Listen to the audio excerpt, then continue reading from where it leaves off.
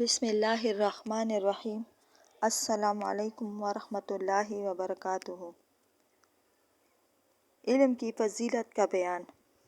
سیدنا ابو ہریرہ رضی اللہ عنہ کہتے ہیں کہ ایک دن اس حالت میں کہ نبی صلی اللہ علیہ وآلہ وسلم مجلس میں لوگوں سے کچھ بیان کر رہے تھے کہ ایک اعرابی آپ صلی اللہ علیہ وآلہ وسلم کے پاس آیا اور اس نے پوچھا کہ قیامت کب قائم ہوگی؟ تو رسول اللہ صلی اللہ علیہ وآلہ وسلم نے کچھ جواب نہ دیا اور اپنی بات بیان کرتے رہے۔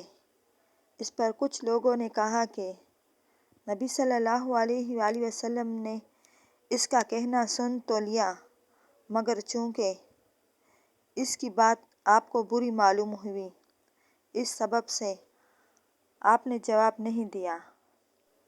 اور کچھ لوگوں نے کہا کہ یہ بات نہیں ہے، بلکہ آپ صلی اللہ علیہ وآلہ وسلم نے سنا ہی نہیں، یہاں تک کہ جب آپ صلی اللہ علیہ وآلہ وسلم اپنی بات ختم کر چکے تو فرمایا کہ کہاں ہے؟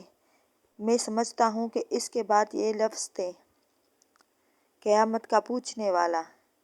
تو سائل نے کہا، یا رسول اللہ، میں یہاں ہوں۔ تو آپ صلی اللہ علیہ وآلہ وسلم نے فرمایا کہ جس وقت امانت ضائع کر دی جائے تو قیامت کا انتظار کرنا، سمجھو قیامت آیا ہی چاہتی ہے۔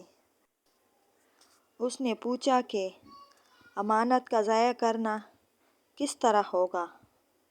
فرمایا، جب کام معاملہ ناقابل نااہل کے سپرد کر دیا جائے تو قیامت کا انتظار کرنا۔ اللہ تعالیٰ ہمیں اور آپ سب مسلمان کو صحیح راستے پر چلنے کی توفیق عطا فرمائے اور شرک جیسے بڑے گناہ سے بچائے، آمین۔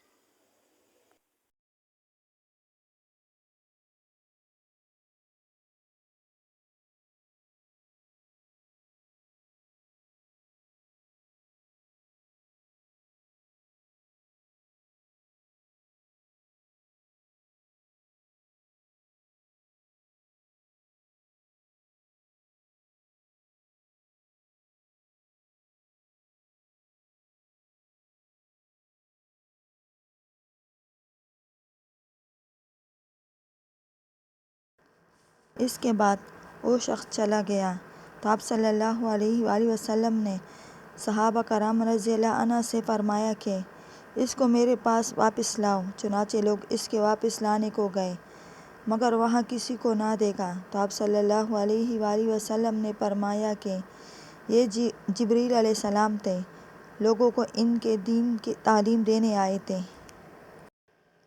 اللہ تعالیٰ ہمیں اور آپ سب مسلمانوں کو سیدھے راستے پر چلنے کی توفیق عطا فرمائے اور ہم سب مسلمانوں پر رحم فرمائے، آمین۔